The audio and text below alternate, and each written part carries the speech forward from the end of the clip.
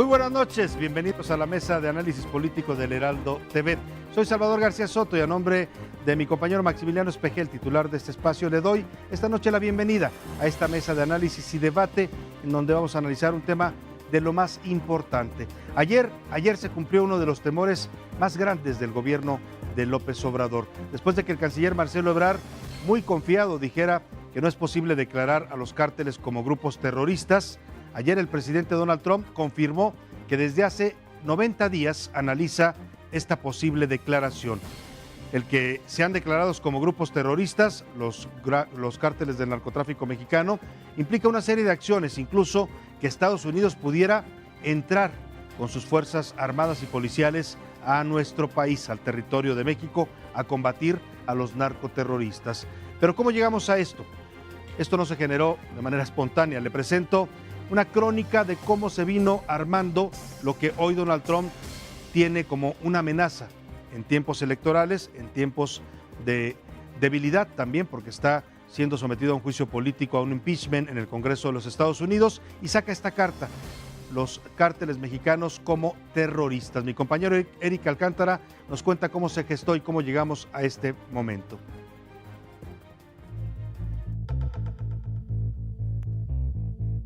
La relación entre México y Estados Unidos vivió uno de sus momentos de mayor tensión debido al crecimiento de los cárteles de la droga. Desde mediados de octubre de 2018, el gobierno de Donald Trump lanzó una ofensiva contra 5 organizaciones criminales a nivel mundial: el grupo Hezbollah en Líbano, el cártel colombiano del Clan del Golfo, la pandilla centroamericana Mara Salvatrucha y 2 poderosas organizaciones de México, el cártel de Sinaloa y el cártel Jalisco Nueva Generación. El gobierno americano se centró en investigaciones y procesamientos más duros. Aquí en México, con la llegada de Andrés Manuel López Obrador a la presidencia, se puso fin al combate frontal con los cárteles de la droga, para dar paso a una política de pacificación cuyos resultados han quedado en entredicho con 2 sucesos tan violentos que algunos actores comenzaron a hablar de terrorismo. El primer episodio, la claudicación del Estado ante el cártel de Sinaloa, que la tarde del 17 de octubre, presumiendo su poder de fuego, convirtió a la ciudad de Culiacán en un sitio de guerra para liberar a Ovidio Guzmán. Y el segundo caso fue la masacre del 4 de noviembre en contra de la familia Levarón, que cobró la vida de 6 menores de edad y 3 mujeres mexicoamericanos. Tras la crisis de seguridad, el presidente de los Estados Unidos, Donald Trump, ofreció ayuda militar a México para combatir a los cárteles y borrarlos de la faz de la tierra. Tom Cotton, senador republicano, avivó los ánimos al criticar la estrategia de seguridad en México. President López Obrador came into office almost a year ago saying that his strategy for dealing with the cartels is going to be more hugs, not bullets. That may work in a children's fairy tale. Las críticas internas tampoco se hicieron esperar. El pasado 20 de noviembre, el gobernador de Tamaulipas, Francisco García Cabeza de Vaca, alertó sobre un escenario de narcoterrorismo en el estado e incitó a una intervención militar. Aunado a ello, la familia Levarón solicitó al gobierno de Donald Trump catalogar a los cárteles de México como grupos terroristas. A pesar de la presión de Estados Unidos, el gobierno de México mostró optimismo, rechazando en todo momento la posibilidad de una intervención norteamericana. Pero yo pienso que Estados Unidos no va a ir por esa ruta, porque estamos trabajando juntos y porque no estaría interesado, me parece, en dar lugar a que México invocara los mismos principios jurídicos. Nunca antes, a pesar de los intentos por llevar una relación cordial, el presidente Andrés Manuel López Obrador había estado en una posición tan adversa frente a Donald Trump, quien, sin tantos rodeos, ha decidido iniciar su ofensiva contra el narcotráfico en México. Eric Alcántara, Heraldo Media Group. Bueno, ahí está esta cronología de cómo se gestó este tema que hoy tiene, sí, en una situación de tensión a la relación México-Estados Unidos. Y para analizar este momento, esta situación y esta posible acción con la que amenaza el gobierno de Donald Trump, tengo el gusto de recibir y presentarle en esta mesa para comentar este tema Rodrigo Soto Morales, analista en temas internacionales. Bienvenido, Rodrigo. Muchas gracias, Salvador. Un gusto. Experto también en seguridad nacional. Gracias. Y también nos acompaña Roberto Cepeda, él es experto en paradiplomacia y seguridad binacional. Bienvenido, Roberto. Un gusto tenerlo aquí. Buenas noches. Está programada, está invitada también Eunice Rendón, especialista en temas de migración y seguridad. Viene un poco retrasada, vamos a ver si se incorpora más adelante a esta mesa. Por lo pronto, arrancamos. Rodrigo, Roberto, estamos en un punto, primero les preguntaría, ¿de crisis o solo de tensión en la relación con Estados Unidos? Bueno, yo diría que estos acontecimientos en los últimos 2 meses pues han generado este momento de tensión en la relación con Estados Unidos en uno de los temas importantes, que es el tema de seguridad. Ha habido esquemas de cooperación y siguen vigentes, como por ejemplo la iniciativa Mérida, donde lo que se privilegia, lo que se propone es una cooperación en el combate al crimen organizado, al terrorismo, etcétera, pero no hay efectivamente esta definición de los cárteles de la droga, del narcotráfico en México, como organizaciones terroristas que implicarían otros objetivos, ¿sí? Y esto incluso viene desde más atrás, desde Hillary Clinton, cuando fue secretaria de Estado. Claro, ella ya hablaba de terrorismo, ¿no? Exacto, con los Zetas, por ejemplo, ¿no? Estamos hablando del año 2008. Entonces, no es algo nuevo. Yo diría también que este tema también ha caracterizado la relación de Estados Unidos con Colombia, donde, por ejemplo, organizaciones como las FARC fueron catalogadas como organizaciones terroristas en el periodo de Álvaro Uribe, a principios del 2000, y esto evidentemente generó una intervención en Estados Unidos, pero el caso de México es diferente. México tiene un enfoque más nacionalista, el ejército es más nacionalista, no permite. Por razones históricas, ¿no? Digo, porque además nos invadieron en una ocasión y tenemos una frontera común muy amplia. Ahora, lo que podría pasar en México supera incluso lo que hemos visto en naciones como Colombia, el nivel de intervención que podría tener Estados Unidos si llegamos a una declaración formal. ¿Podría ser mayor incluso que en Colombia? Bueno, un poco irónicamente yo te diría qué nivel de intervención, porque si estamos hablando de ciberseguridad o cibervigilancia, pues Edward Snowden puso sobre la mesa hace varios años cuáles son las capacidades de la NSA en el tema de la vigilancia, ¿no? Y entonces yo te diría, desde el punto de vista de los operativos en Estados Unidos, bueno, desde Rápido y Furioso quedó muy claro que hay intervención y hay operaciones, ¿no? El tema es ver el nivel. Y el tema es apostar, como se dijo hoy en la mañana, por la cooperación o por la colaboración más que por una intervención. Yo considero que sí hay crisis, contestando tu pregunta. ¿Sí hay crisis en este momento? Yo creo que sí hay crisis porque hay que recordar lo que pasó en la reacción, sobre todo en los legisladores y sobre todo en los senadores de los Estados Unidos después de la matanza de la familia Levarón. Entonces, eso, la manera como se expresaron varios legisladores y algunos no partidarios del presidente Trump, esto nos hace analizar un poquito más calmadamente que esto ya es un acto más allá de lo electoral o de que busca un botín meramente electoral, porque ya se habla en ambos partidos, republicano y demócrata, de que el Estado mexicano no es capaz de contrarrestar al crimen, como lo decían hoy en su carta la comunidad de Levarón a la opinión pública, claro. en la que decían no es posible que México, o más bien dicho, México no puede solo, ¿no? Sí, y hubo en esa jornada de Culiacán, hubo declaraciones o de los Levarón también, pues de estado fallido, ¿no? En Estados Unidos decían, México se acerca peligrosamente a un estado fallido. Ahora, detrás de esto hay toda una historia, como bien decía Roberto Cepeda.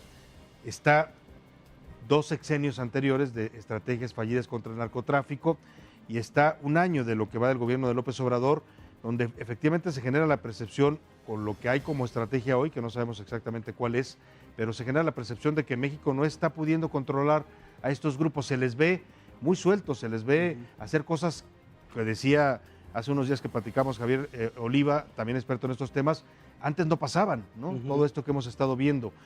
Es decir, detrás de esto sí hay la percepción o hay esta corriente en Estados Unidos que piensa que el gobierno mexicano ya no puede contra los cárteles.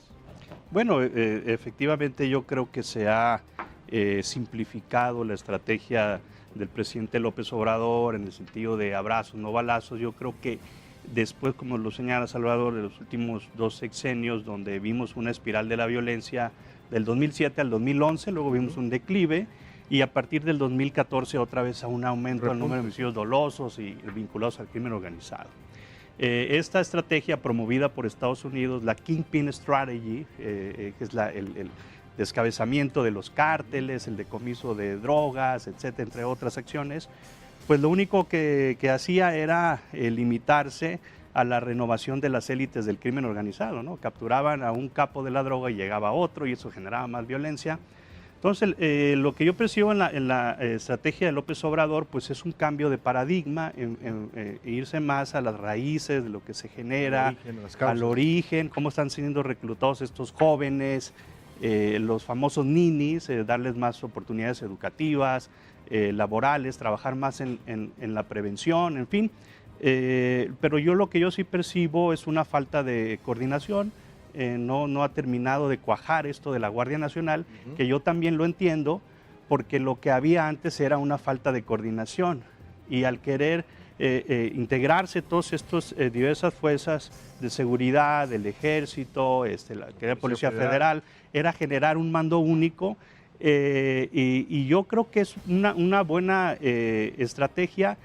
Sin embargo, yo creo que tendrá más tiempo en dar resultados, que por lo pronto lo vemos en el número de homicidios que van aumentando, ¿no? Claro. Sí. Ahora, en el punto en el que nos encontramos, es una declaración de Donald Trump en una entrevista en donde dice: estoy analizando esto, tengo 90 días analizándolo y lo voy a proponer. Hoy surgían versiones desde Estados Unidos de que esto nunca estuvo enterado el Departamento de Estado, al menos es lo que se decía, ¿no? Al parecer fue una acción unilateral de Donald Trump.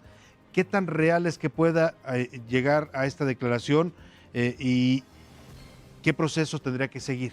Bueno, el proceso es largo. Efectivamente, la Oficina de Contraterrorismo tiene que calificar junto con la Secretaría de Estado, ya está en coordinación con la Fiscalía, para empezar todo un proceso, vamos a decir, de clasificación o enlistado, vamos a decirlo así, categorización de los cárteles de la droga efectivamente como una asociación terrorista, y esto traería una serie de consecuencias, sobre todo operativas. Es decir, al tener ya el encuadre administrativo, vamos a hablarlo desde el punto de vista jurídico, administrativamente ya son clasificados en ese supuesto, pues entonces se tiene que cambiar o se tiene que abordar, mejor dicho, el fenómeno con los protocolos aplicables, haz de cuenta, Al-Qaeda. Al-Qaeda, ¿no? Entonces, efectivamente, Hezbollah o cualquiera de estos eso grupos. Involucraría, primero, un mayor aplicación de recursos desde el punto de vista del Estado, humanos, técnicos y financieros, y además una serie de operativos y estrategias porque tienen la misión encomendada de desvincular esos grupos terroristas, y obviamente entrarían más agencias del gobierno. Estoy hablando que hasta ámbito militar. Ámbito militar, o sea, podría ser el Ejército de los Estados Unidos o los Marines. Y a ver, en ese supuesto, pensando por supuesto hipotéticamente, porque no estamos todavía en ese escenario, pero ¿cómo se daría este combate? Es decir, ¿sería solo contra dos cárteles? Porque en México tenemos muchos más y muchas células que se han ido dispersando por el territorio nacional. Efectivamente, o sea, lo que ha causado esta estrategia de los últimos 2 sexenios, pues es una fragmentación de los cárteles. Tenemos, por ejemplo, el cártel de Sinaloa, el cártel Jalisco Nueva Generación, lo que queda ahí de los Zetas, estos grupos. Los Salazar en Sonora. En fin, entonces no todos ellos, Salvador, serían considerados, o todos ellos serían considerados terroristas. Ahora, aquí hay que hacer una distinción en un grupo terrorista de un grupo del crimen organizado. El grupo del crimen organizado persigue un beneficio económico, ¿sí? Y el grupo terrorista no necesariamente, tiene una base más ideológica, por decirlo de alguna manera. Por ejemplo, no es lo mismo el cártel de Sinaloa que el Estado Islámico. Muchos de estos grupos también quieren derrocar a gobiernos. Claro. Los cárteles del narcotráfico lo único que quieren es ganancias, ¿no? Es maximizar sus ganancias. Entonces hay diferentes definiciones. Entonces yo también le veo problemas ahí cómo considerar estos grupos terroristas. Y luego hay una diferencia doctrinal muy fuerte. Acabamos de hacer unas reformas fiscales donde, vamos a decir, ciertas conductas fiscales no deseadas por el Estado son clasificadas como atentados a la seguridad nacional. Pero no queremos que la gente que está matando familias, que está matando policías en Michoacán, no olvidemos la matanza de 15 policías en Apatzingán, que fue previa, ¿no? Y en ese país que nos está declarando a los cárteles y a ciertos cárteles como organizaciones terroristas, matar a un policía es una cosa muy seria. Sí, claro.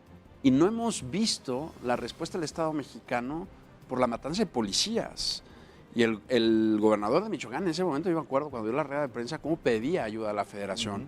Yo creo que la estrategia del presidente efectivamente va por las causas y tiende a ser más una carrera de fondo que de velocidad. Sin embargo, al no haber resultados a corto plazo y sí haber eventos tan, vamos a decirlo así, tan escalofriantes ante la opinión pública, es lógico que la presión suba. En ese sentido, tenemos que hacer un doble juego. Por un lado, apostarle a la estrategia a largo plazo con la inversión de recursos, capacitación que eso implica, pero por otro lado, dar golpes certeros, eficaces, que permitan manejar la presión pública y la presión en las relaciones internacionales, porque hay compromisos con otros países. La iniciativa Mérida ha sido un grandísimo esfuerzo, empezando por el tema de la reforma penal, que con la reforma del 19 constitucional y la prisión preventiva oficiosa mataron su espíritu. Y entonces todo lo que se pretendía derivar en los delitos no graves, ahora con la prisión preventiva oficiosa en un montón de delitos, volvemos a meter presión al sistema. Ya no funciona. Entonces, no veo que se entienda toda la película estructuralmente completa. Y actos de presión, en este caso, venidos del extranjero, pero de nuestro primer socio comercial y nuestro vecino con el que compartimos más problemas de frontera, pues de alguna manera deben de llevar a un golpe de timón cara a los resultados, cara a aprehensiones significativas, pero también a entender mejor la estrategia de forma integral, ámbito jurídico, ámbito político y ámbito criminal. Exacto. Un golpe de timón, ¿hacia dónde tendría que ser? Porque el presidente ha insistido en que no va a modificar su estrategia, que no va a volver a la generación de violencia con violencia, ha dicho él y ha reiterado esto. O sea, se resiste a utilizar la fuerza, pues, para combatir este fenómeno. Pero, bueno, en el punto en el que estamos, me acordaba yo de cuando Donald Trump amenaza con imponer aranceles, que incluso el presidente hoy en alguna entrevista o en su conferencia mañanera dice que ha sido uno de los momentos más difíciles que ha pasado en este primer año. Estamos en una situación similar, es decir, la respuesta a esto tendría que ser que México modifique su estrategia de combate al narcotráfico. Yo creo que sí, Salvador, y efectivamente esto tendría que implicar una mayor coordinación, una mayor fuerza del Estado, aprender a los capos de la droga, desencabezar o aprender a estos grupos que están ahorita retando justamente al Estado. Hay que recordar, como dicen los politólogos, el Estado, la esencia del Estado es garantizar la seguridad. ¿Sí? Claro, sí, para eso se creó, para eso existe, ¿no? Entonces, cuando no está proveyendo la seguridad, no está garantizando la seguridad de la población dentro de un territorio determinado, se habla también de un Estado fallido, pero también implica, estamos lejos de ser un Estado fallido, yo no estoy de acuerdo con esa definición, y también implica la seguridad de la población, ¿sí?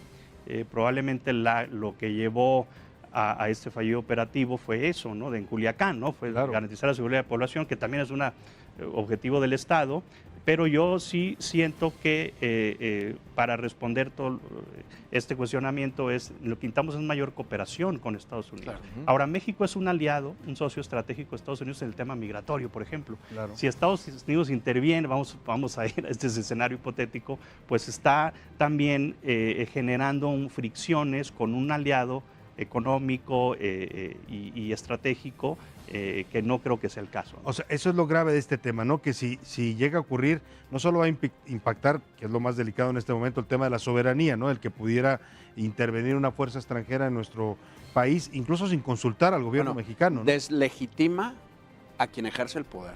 Cuando no eres capaz de, como bien apunta Roberto, de tener el monopolio legítimo de la violencia, o sea, el uso de la fuerza no es malo si se hace conforme al Estado de Derecho. De hecho, el uso de la fuerza por parte del Estado está previsto. Por eso el Estado tiene institucionalmente el uso de las armas. Claro, es el monopolio de la violencia. En términos de Max Weber. Entonces, si ese monopolio de la violencia se ha agrietado y se ha resquebrajado, no solo se pierde de facto una capacidad, sino que se pierde legitimidad política. Porque como apunta Roberto, si no soy capaz de asegurar la seguridad, ¿cómo me legitimo? Yo no solo me legitimo en las urnas, me legitimo en el ejercicio de mi misión y de mi encargo. Por eso es un primer mandatario. Y por eso es el Ejecutivo, por ejemplo, en este caso, en el 89, fracción sexta de la Constitución, quien tiene a su cargo la seguridad nacional. Claro. Y por eso existe el artículo 21 y 22 constitucional. Entonces, si es muy delicado dejarla, que no haya colaboración y empiece a haber sobre todo injerencia, más que intervencionismo, yo hablaría de injerencia, pues obviamente deslegitima aún más a quien ejerce el poder. Claro, debilita a un gobierno. La relación binacional, esta que va más allá del tema de de la seguridad o incluso de lo migratorio que pasa por el tema comercial, ¿se vería impactada, afectada con una decisión así de Estados Unidos? Yo creo que sí. Evidentemente son estos tres temas que están interrelacionados. Antes avanzaban por caminos diferentes. El mismo Trump se ha encargado de irlos metiendo en vinculando, ¿no? Si no controlas los flujos migratorios, si no haces nada para detener, te vamos a poner aranceles, ¿no? Entonces, bueno, ahora con una decisión de esa naturaleza de declarar a los cárteles de narcotráfico como organizaciones terroristas y ello faculte la intervención de Estados Unidos en un escenario hipotético, también estaría echando por la borda el combate al narcotráfico de México. Todo el dinero que se invierte para destruir los plantíos de amapola y de otros enervantes, y en el tema migratorio ya lo mencionamos. Entonces, Estados Unidos, dicen los internacionalistas, y México tienen una interdependencia compleja. ¿Sí? Por eso Estados Unidos tiene que respetar la soberanía de México, porque si no se está creando un problema con un vecino y con un socio aliado comercial importante. Hay un antecedente importante con esto que comenta Roberto.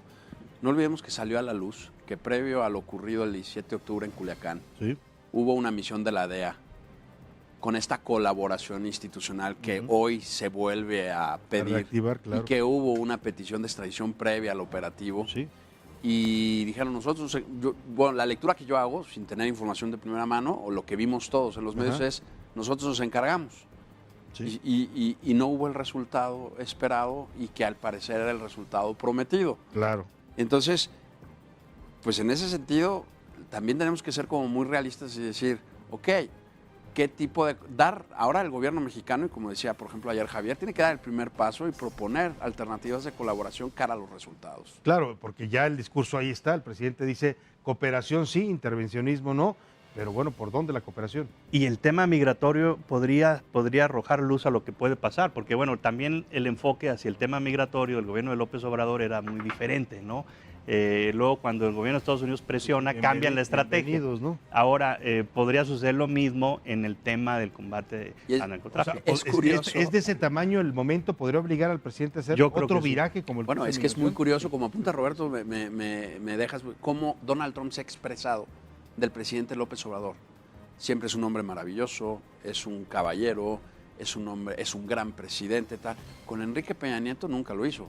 Y Enrique Peña Nieto le plantó 2, 3 veces algún reclamo al presidente Trump de forma clara, ¿no? Y el TEMEC estaba estancado, y cuando llega López Obrador se reactiva, ¿no? Entonces, efectivamente, como hace lo que se le pide, pues hay complacencia, ¿no? Lo repite ayer Donald Trump cuando habla de este tema, dice, a ver, es un buen hombre, es un caballero, pero pues yo le ofrecí limpiar la casa y no quiso. Vamos a revisar las dos declaraciones, la que hizo primero Donald Trump cuando hace este anuncio y luego la respuesta que hoy le da el presidente López Obrador. Are you going to designate those cartels in Mexico as terror groups and start hitting them with drones and things like that? I don't want to say what I'm going to do, but they will be designated. I don't say what I want to do. I've already offered Mexico. I like the president very much. I actually get along with this president much, much better than the previous president. And in theory, this president has socialistic tendencies, but I think he's a very good man. But I've actually offered him to let us go in and clean it out. And he so far has rejected the offer. You're going to designate the Mexican cartels as terror groups? I am designating the cartel, absolutely. All right. Absolutely. That'll be a big story. I've been working on that for the last 90 days. You know, designation is not that easy. No, I know. You have to go through a process, and we're well into that process. Hoy es víspera del Día de Gracia en Estados Unidos. Quiero mandarle un abrazo a los estadounidenses. No es un buen día para la confrontación política. Marcelo Ebrard tiene instrucciones de atender este asunto y seguramente les va a informar el día de hoy o mañana o cuando él lo considere. En mi caso, no quiero polemizar este día y mañana. No quiero polemizar este día y mañana. ¿Será que el domingo desde el Zócalo el presidente nos mande algún mensaje fuerte sobre este tema, alguna respuesta más enérgica a los Estados Unidos?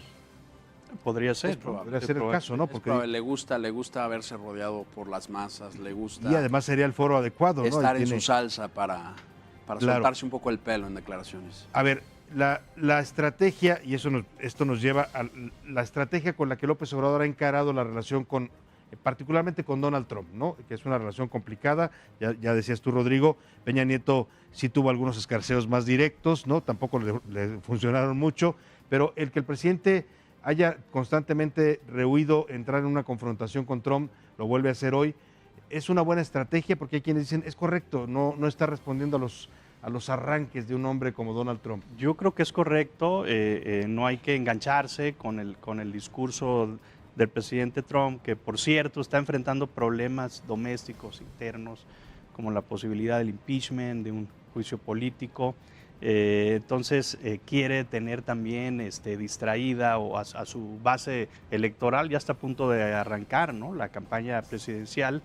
Entonces un presidente que este tipo de eventos o esta, por decirlo de alguna manera, confrontación con México en el tema migratorio, en el tema de seguridad, podría resultarle lucrativo políticamente hablando. Claro, ¿no? Como le ha resultado el muro desde que hizo su primera campaña. Ahora, una declaración de terrorismo a los cárteles mexicanos, hay quien piensa, le daría a Trump mucho más fuerza, no solo en su base de votantes, el famoso white power, le llaman, ¿no? Este voto blanco, sino que dicen incluso trascendería a ese sector. Sí, porque yo creo que no se reduce al fenómeno republicano. No, yo creo que Estados Unidos lleva comiendo, soñando terrorismo pues desde el lamentable incidente del 11 de septiembre del 2001, y eso ha cambiado su cosmovisión de las relaciones internacionales, de la aviación, de lo que son las amenazas. Todos los muchachos que han ido a Irak, a Afganistán, que están desplegados en las bases. Entonces, en ese sentido hay otra cultura, hay una cultura mucho más bélica. Los norteamericanos, al menos un pequeño sector de la población que pasa por las Fuerzas Armadas, están muy acostumbrados, su cine, su cultura, se fundaron, por eso el tema de la asociación del rifle es tan, vamos a decir, tan identitario. Claro. Entonces, en ese sentido, creo que sí hay una cultura distinta en la que puede trascender este tipo de discursos bélicos. Y abundando un poco a lo que decía Roberto, efectivamente yo creo que el presidente sí está jugando, el presidente López Obrador sí está jugando bien su ficha de no engancharse. Creo que lo tiene que hacer, me parece que es una posición realista, también sabe qué posición tiene frente, en este caso, a su contraparte norteamericana. Y en ese sentido, pues le gusta engancharse con otro tipo de objetivos. Y una cosa positiva que yo le veo es que no cae en ese binarismo que caen la gente con la que se relaciona en Latinoamérica. No cae en el binarismo de Raúl Castro, no cae en el discurso de Nicolás Maduro, no cae en el discurso, ¿no?, de Evo Morales, teniéndolo incluso aquí en casa. Y en ese sentido yo creo que es algo que vale la pena resaltar, que es consciente que es mi vecino, que me la tengo que llevar bien, que tiene más poder económico, militar e internacional para mis cabildeos. Entonces, en ese sentido, creo que el presidente López Obrador sabe torear el toro como a él le gusta. Bueno, y lo ha venido capoteando hasta ahora, ¿no? Vamos a ver en este momento justo en el que se coloca este tema sobre la mesa, qué tanto esta estrategia sigue funcionando o qué tanto también, como decía Roberto Cepeda, el presidente es obligado por esta presión desde Washington a hacer un viraje que no ha querido hacer en su estrategia de seguridad. Vamos a ir a una pausa y al regresar vamos a hablar de los que sí están entrando al ruedo, ¿no? Porque el presidente capotea desde afuera, pero manda a Marcelo Ebrard, al canciller, y por otro lado sostiene y defiende a su secretario de Seguridad, Alfonso Durazo. Vamos a revisar a estos dos personajes y lo que significa también su papel dentro del gabinete enfocado a este problema con los Estados Unidos. Hacemos una pausa muy breve y volvemos a la mesa de análisis. Hoy hablamos de terrorismo en México. Con esto volvemos.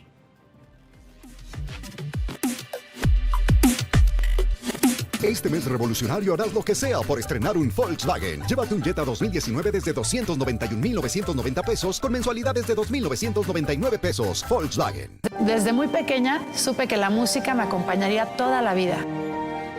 Y a partir de ese momento comencé a alcanzar mi sueño, ser directora de orquesta.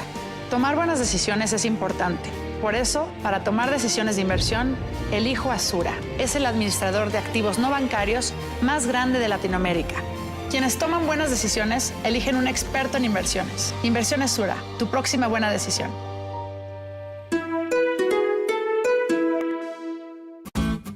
La pasión se comparte por generaciones. Tú pasas la emoción y Chevrolet te lleva a ver al Manchester United. Solo este mes, estrena un Chevrolet, participa para ganar un viaje y vive una experiencia única.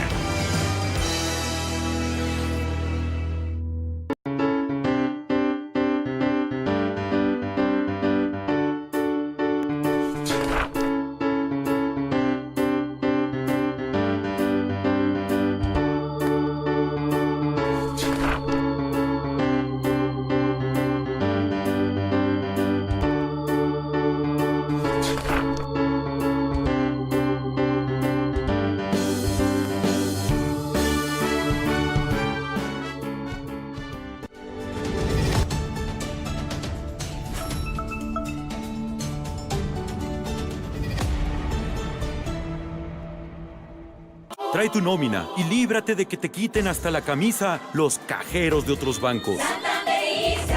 Si tienes tu nómina en otro lado, tráela por el camino del bien. Cámbiate a Santander y retirarás tu quincena del cajero de cualquier banco sin costo para siempre. Santanderízate.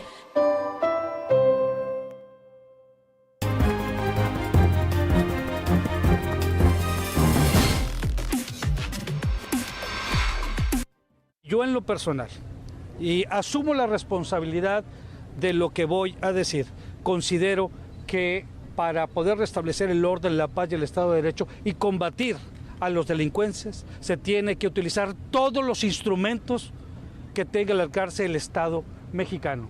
Eso es la manera en la que piensa el gobernador del Estado, y yo en lo personal voy a seguir respaldando todas las acciones que lleve a cabo nuestras Fuerzas Armadas, mismas que les repito que han hecho un extraordinario trabajo aquí en Tamaulipas. No por algo se han reducido los índices de inseguridad generando de violencia como se han suscitado aquí. Aquí no vamos a tapar el sol con un dedo. Se han dado, es el comportamiento de criminales.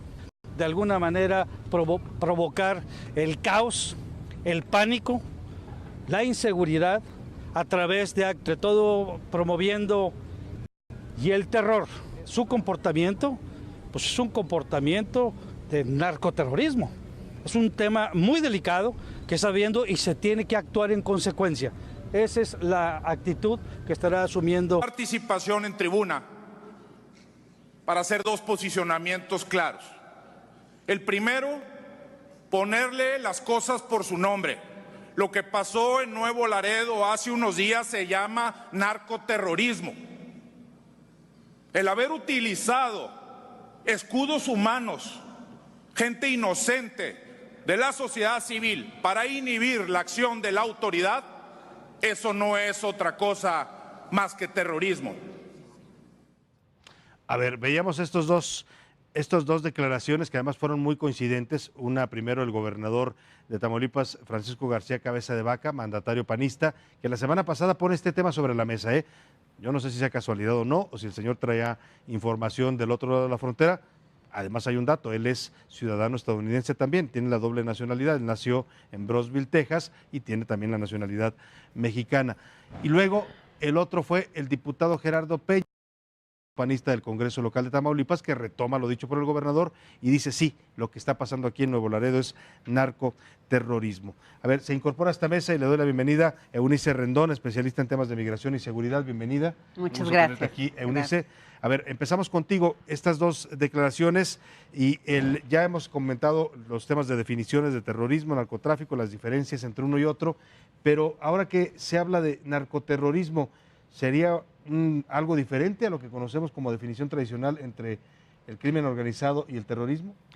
Pues mira, creo que esa es la base de todo este problema del tema en boga, ¿no? Incluso Trump, la flexibilidad que hay para considerar terrorista estos grupos, pues dentro de las propias instituciones norteamericanas se da, es decir, y creo que a lo mejor lo han de haber comentado antes de que yo llegara, pero unas estrategias terroristas, pero no quiere decir que tengan los mismos fines que algún grupo terrorista, claro, sí, u objetivos, sobre todo en que estos grupos terroristas tienen más pues este objetivo político, ideológico, ¿no? Ideológico, a diferencia de los grupos del narcotráfico que lo que buscan es también pues una ganancia en términos de recursos y también incluso esferas del poder en muchos casos. Entonces, este acrónimo de narcoterrorismo creo que es otra vez un uso, creo que es una terminología en donde se puede extender hacia varios lados con diversas explicaciones y aquí lo importante es la implicación de utilizar un término u otro para clasificar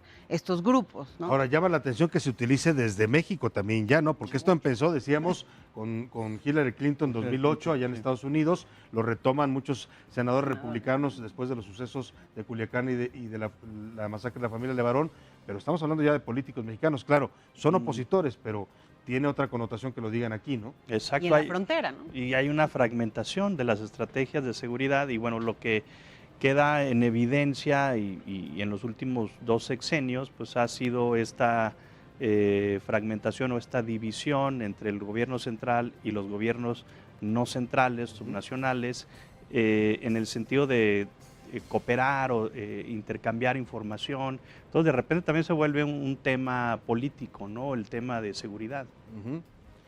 Yo creo que en ese sentido, como apuntaron ya Eunice y Roberto, es en el caso de Estados Unidos, hacer, vamos a decir, el andamiaje administrativo legal para tener más flexibilidad y poder aplicar un presupuesto a través de ciertas agencias, recursos humanos y financieros y así también, vamos a decirlo así, tácticos, de armamento específico e intervenciones para poder tener mayor injerencia e impacto en esos grupos. Pero efectivamente, yo creo que si nos ponemos en estricto sentido, clásicamente no puede ser terrorismo. Mientras esté ahí, lo comentábamos la semana pasada, el ánimo de lucro, ya se desvirtúa el fin propiamente terrorista como lo hemos conocido, ¿no? En otros fenómenos.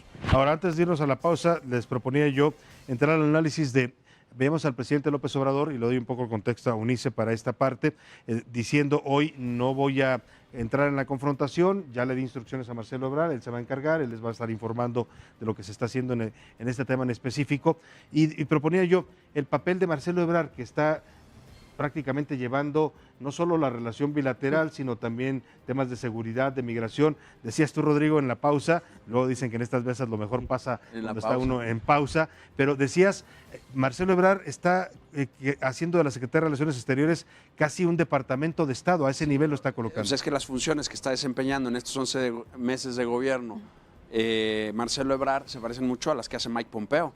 Recordemos que en los Estados Unidos el Departamento de Estado, aparte de tener el tema de las relaciones exteriores, tiene el tema del Homeland Security, la seguridad y todo lo que tiene que ver efectivamente, vamos a decir, lidiar con temas de amenazas y riesgos a la seguridad nacional. Entonces, en nuestra ley orgánica de la Administración Pública Federal es muy distinto las atribuciones que tiene en este caso la Secretaría de Seguridad Pública o la Secretaría de la Defensa, la Secretaría de Marina, ¿no? Gobernación, bueno, ahora yo creo que es un error, con el CNI adscrito a la Secretaría de Seguridad Pública y Ciudadana en vez de que estar en temas de gobernación, porque la inteligencia, y aquí se va a ver en este fenómeno, el CNI, Centro Nacional de Inteligencia, antes CISEN, pues maneja el insumo más valioso para la planeación estratégica, que es el ciclo de inteligencia, y si eso lo deja sometido a, vamos a decir, a la dirección administrativa y ejecutiva de la Secretaría de Seguridad Pública, que por misión tiene combatir y prevenir el crimen, el insumo de inteligencia queda de alguna manera restringido a temas de política criminal. En cambio, si está en el Ministerio del Interior, como tiene encomendada la Secretaría de Gobernación, puede coordinarse con los demás ministerios o las demás secretarías para que sea utilizado de una manera más fructuosa. Es una perspectiva muy personal. Importante. Eunice, ¿tú cómo ves el papel del canciller? Bueno, pues sí creo que es un canciller con un papel pues mayor a lo que debería tener o a las propias atribuciones que hasta incluso las áreas de la Cancillería tienen. Hoy vemos una Mexid metido en la frontera sur con la gente operando dentro de los albergues, ¿no? A mí me ha tocado ir a las 2 fronteras mucho y los he visto muy activos a la gente de la Cancillería. Están incluso coordinando y dirigiendo parte de estas actividades intersectoriales para el tema migratorio en ambas fronteras. Entonces lo vemos en los temas de seguridad. También, bueno, me llamó la atención que cuando pasó el tema justo de Levarón, el primero que va, sí, que si Durazo estaba en el Senado, pero finalmente el mensaje pues es fuerte de ver a él coordinando un tema de seguridad. Hoy las respuestas, incluso las damas, Marcelo y Durazo muy acotado en estos temas. Entonces, efectivamente es un secretario pues con pues, muchos poderes. Muchos ¿no? poderes. En donde, y creo en el tema migratorio, pues también ha sido el que ha ido marcando la línea de la política también interior en ese sentido, ¿no? Incluso esto ya ha tenido, pues incluso con posiciones internas en la propia 4T. Porfirio Muñoz Ledo llegó a cuestionar que esto violaba la Constitución porque estaban dándole facultades o tareas al secretario de Relaciones Exteriores que no tiene en la ley. Pero te pregunto, Roberto Cepeda, ¿tú cómo ves este papel y esta figura nueva en los hechos, no en la ley, que está jugando Marcelo Ebrard? Pues yo, bueno, evidentemente tenemos que considerar también el gobierno de López Obrador como un cambio de régimen. Ese canciller Ebrard tiene una experiencia política, fue gobernador de la Ciudad de México, en fin, entre otros cargos políticos. Además, es hombre de todas las confianzas del presidente. Entonces eso podría explicar también que es uno de los hombres con más experiencia, con más tacto político, con más experiencia, también en el ámbito internacional, ¿no?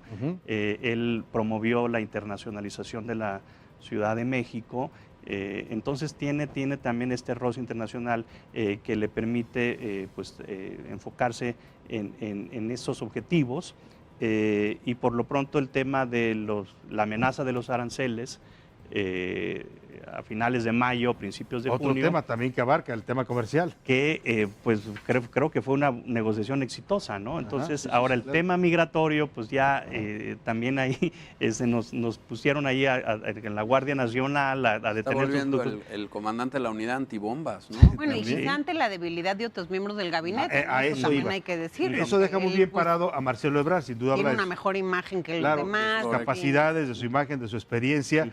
Pero, ¿qué dice de los otros? Tú hablabas, Alfonso Durazo, que tendría que ser la otra parte visible en este momento, que pues sale muy cuestionado después del operativo en Culiacán, que tampoco ha dado resultados en el tema de la masacre de los Levarón, y que no sé si ahora se los pregunto a los tres con declaraciones muy desafortunadas. Muy desafortunadas, sí, que si fue una confusión, que si era un patrullaje. Y se subió al mismo caballo del presidente de que con motivo de este tipo de hechos ataca a los adversarios políticos internos. Sí, claro. Cosa que Marcelo no ha hecho.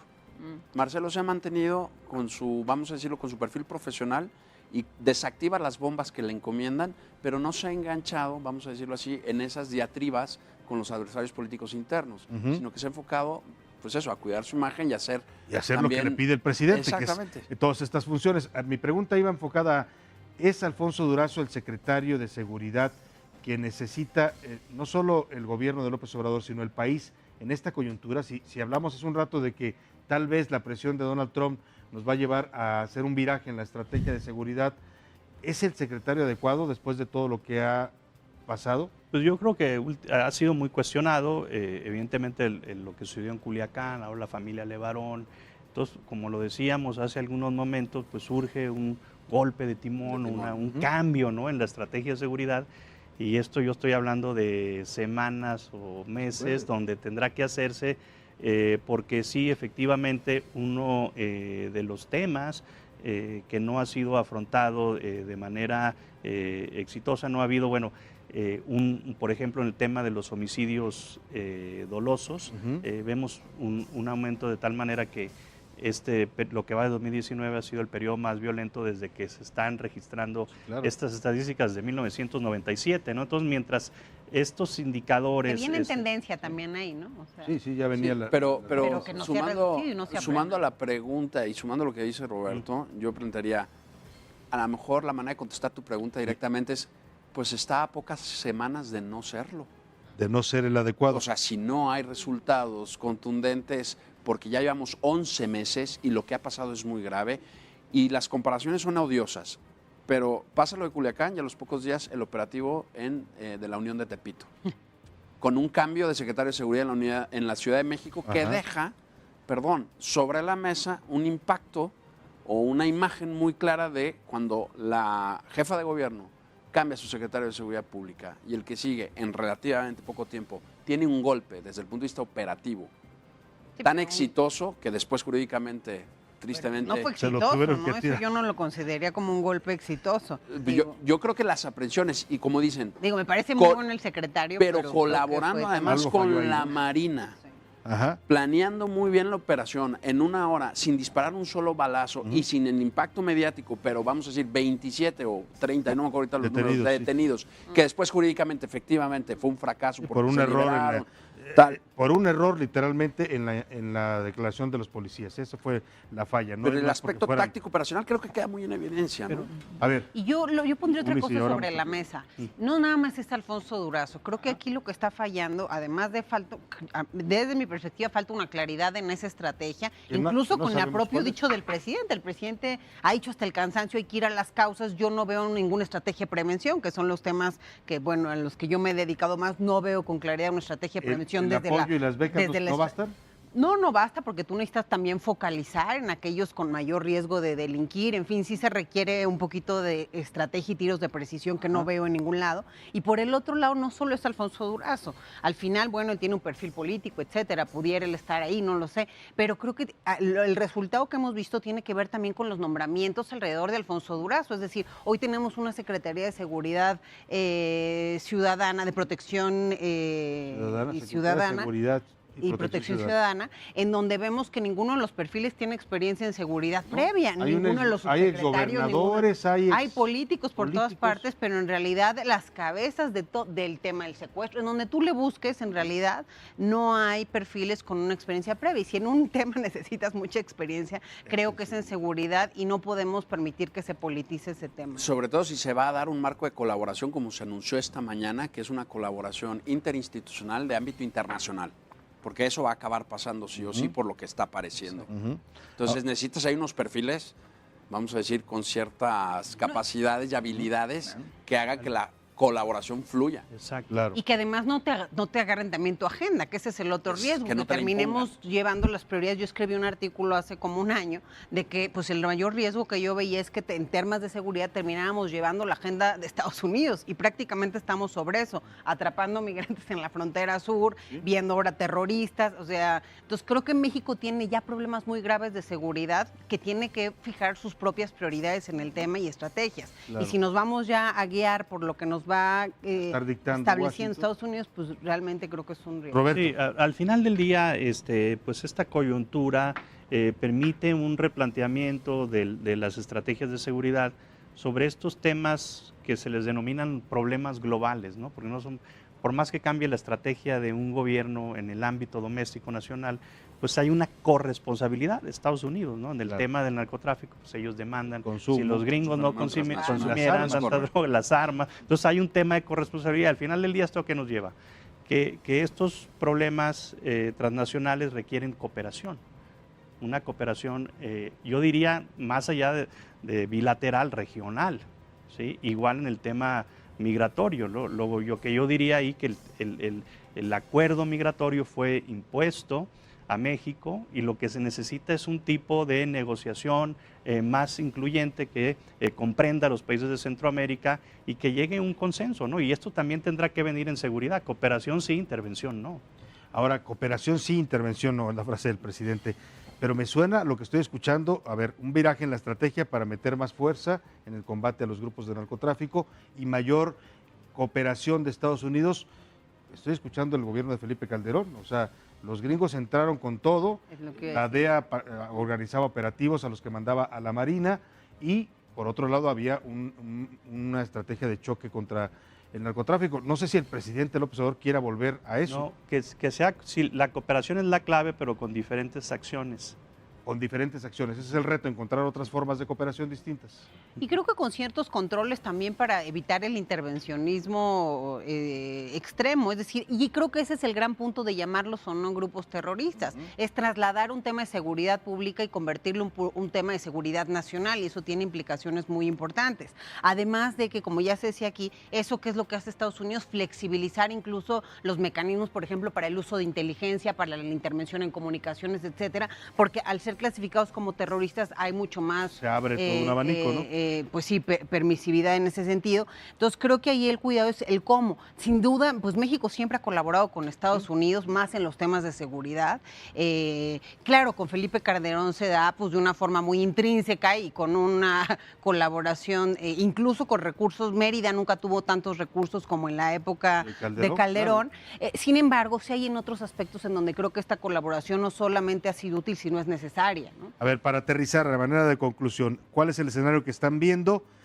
Una, se da la declaración; dos, no se da porque México logra en este intento que está haciendo Marcelo Ebrard de una mesa de alto nivel establecer nuevos mecanismos de cooperación, y hacia dónde podríamos ir. A manera de conclusión, empezamos contigo, Eunice. Mira, yo creo que también es un uso político de Trump hacia el 2020, ¿no? Y también pues acostumbra a decir muchas cosas que luego no se materializan. Él podría hacer esto por medio de una acción ejecutiva, como ha hecho otros temas. Tiene esa facultad. Sí, tiene esa facultad. Lo hizo además, creo que recientemente también con el grupo de la Guardia Revolucionaria de Irán, los clasificó como un grupo terrorista, y ahí pues vemos que incluso lo que hizo es congelar a cuentas, ver el tema económico, pero no fueron a buscar a ninguna persona ni a ningún grupo ya en el territorio. Entonces, en el caso de México, creo que esta negociación que va a hacer el canciller Ebrard, como en otras ocasiones también se ha hecho cuando se ha intentado llamar a estos grupos terroristas, creo que puede tener éxito, ¿no? ante la situación, y también pues con la visión de que estamos viendo de colaboración. Sin duda creo que sí va a dar también un paso, es decir, el siguiente paso en la colaboración, porque sí se ha detenido de alguna forma la cooperación en algunos rubros con que Mérida no debe funcionar, que fue una declaración del presidente muy fuerte. Entonces, haya habido algún impas. Creo que esto lo que sí va a hacer es que esos impases a reactivar esa cooperación que se suspendió. Roberto Cepeda, tu conclusión. Yo creo que México también debe de jugar sus cartas, el tema migratorio, el tema comercial, por ejemplo. En el sentido de que, bueno, si México deja de cooperar en temas de seguridad, como lo mencionábamos ahorita, toda esta erradicación de los cultivos de estos enervantes, que es mucho dinero que está gastando México. O sea, si México deja de cooperar en esas áreas y deja de capturar criminales, el problema será mayor para Estados Unidos. Es igual el tema migratorio. Si México deja de tener estos flujos, Estados Unidos tiene que invertir más recursos en la frontera para detener. Entonces México, y igual el tema comercial, 14 millones de empleos en Estados Unidos están vinculados al TLC, ¿no? No todos con México, pero bueno, está en este marco de colaboración. Entonces, bueno, en ese sentido hay una interdependencia, digamos, compleja en la relación, y México tiene que jugar esas cartas, ¿no? Las cartas que va a jugar. ¿Tu conclusión? Pues que el reloj está corriendo, que nos queda poco tiempo desde el punto de vista de Estados Unidos, sin quitarle a Donald Trump efectivamente todo el aura electoral política, que tiene, que haya dicho lo que dijo. Yo creo que efectivamente necesita México reaccionar con resultados, que es una cosa que he insistido desde que he venido a platicar contigo aquí. Sí. Es decir, los qués y los cómo específicos. Porque las acciones ejecutivas, si bien las puede hacer Trump, ya ha habido un par de ellas que los jueces federales se las han tumbado. Sí. Entonces, la judicatura en Estados Unidos, la federal, tiene el peso suficiente para parar acciones ejecutivas. Por eso está tratando ahora hacer los 90 días el proceso administrativo que explicábamos al principio del programa, para poder que incluso se le apruebe la aplicación de presupuesto extraordinario, si fuera caso, el año que entra. Y en ese sentido, creo yo que México tiene que apostar por el valor que tiene el trabajo de inteligencia, que se hace a través de la Secretaría de Relaciones Exteriores, que es nuestra primera línea de defensa en las relaciones internacionales, y en organismos como el CNI o la inteligencia que hay en la sección segunda, tanto de la Marina como de la Armada. Porque Estados Unidos, ¿qué es lo que va a querer? Con los recursos que tenemos y con los recursos que ellos vayan a destinar, serán siempre limitados, dada la amenaza que es el narcotráfico y la cantidad de dinero que tiene. En ese sentido, para que la estrategia sea exitosa, hay que privilegiar la acción de inteligencia y obtenerla. El problema es quién va a manejar ese insumo en México para poderse coordinar con Estados Unidos. Si el CNI depende ahora de la Secretaría de Seguridad Pública y Ciudadana, pues ahí tenemos un dilema por lo que acabamos de decir de esa Secretaría y del secretario. Y en ese sentido, pues coincido con lo que decía Roberto. México tiene dos cartas que le urge resolver. El flujo de armas transfronterizo por parte de los Estados Unidos. Nos estamos matando mexicanos, decía Javier el otro día, mexicanos con armas norteamericanas.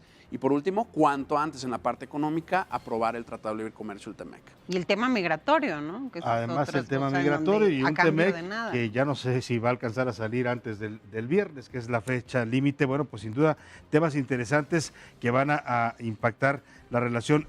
Me queda un minuto y les quiero hacer esta pregunta porque se me quedó un poco en el tintero. ¿La legalización de drogas es una vía en este momento para México, en esta coyuntura? Ya ha venido discutiéndose, pero parece que sigue siendo frenada. ¿Sería una vía válida para este cambio de política? Sí, bueno, porque evidentemente esto no formaba parte de la estrategia. Incluso Canadá ya legalizó la marihuana con fines lúdicos y recreativos. 10 estados de la Unión Americana hicieron lo propio, 30 estados. No ha habido cambio desde el punto de vista de incidencia delictiva y criminal. No la hay, en términos términos macro. Yo sí creo que al final del día eso es hacia donde México tendría que ir, así esa legalización de las drogas. Ya lo vemos en Estados Unidos que están teniendo incluso recursos importantes de esta legalización de esta industria. Pero incluso en la coyuntura del terrorismo, los grupos de narcotráfico, pues entre más prohibido esté un producto, más encarece también su distribución. Eso tiene también ciertas implicaciones dentro de los movimientos, los reacomodos, etcétera, de este lado de la frontera y sobre todo en la violencia que se da.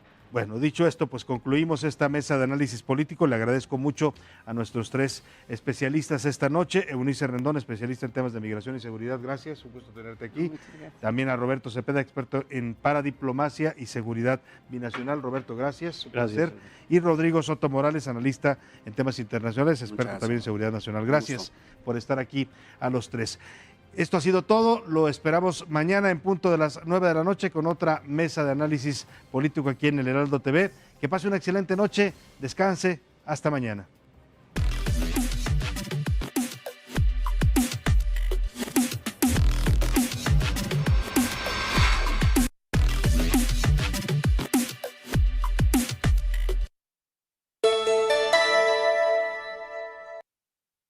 Trae tu